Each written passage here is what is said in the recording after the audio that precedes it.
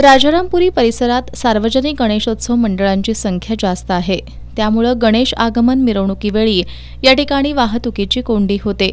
अनेकदा आगमन मिरवणुकीवेळी वादावादीचे प्रकार घडतात। तरुण मंडळाकडून उभारण्यात आलेल्या मोठ्या मंडपामुळे देखील वाहतुकीची कोंडी होते। रस्त्यावरील झाडांच्या फांद्यांमुळे अनेकदा या परिसरात मिरवणूक मार्गात अडथळे येतात।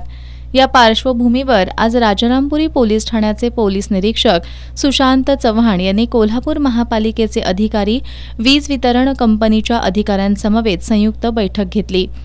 मिरवणूक मार्गात येणारे अडथळे गणेशोत्सवापूर्वी दूर करा अशा सूचना त्यांनी अधिकाऱ्यांना दिल्या।